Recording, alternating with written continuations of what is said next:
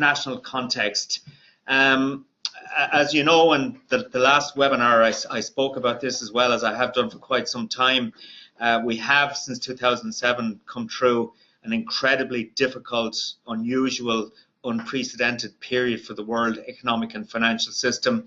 We've seen a dramatic policy response to that in terms of interest rates, in terms of fiscal policy in some countries, notably the United States, but also in terms of the quantitative easing program that was pursued in the United States, the United Kingdom and Japan, and which since March is now a key feature of the policy environment in the euro area.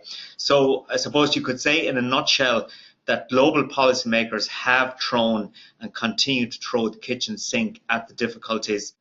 The US economy is doing reasonably well.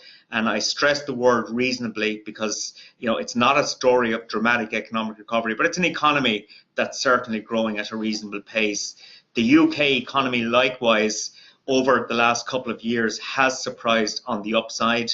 There has been a little bit of a slowdown in recent times, but as an economy, it's still doing reasonably well.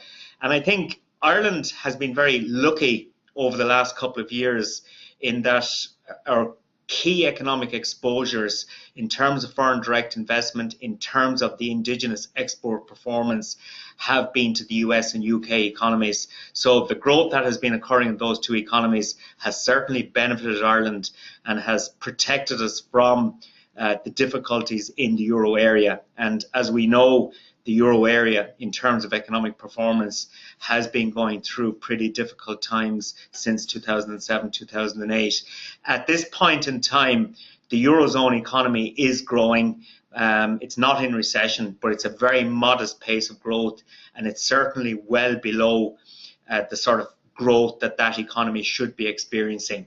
Looking at the four BRIC economies, Brazil, Russia, India, China, in recent years we've been inundated with people talking about those four economies as representing the future of the global economy. And at this juncture, three of those four economies are experiencing various degrees of difficulty.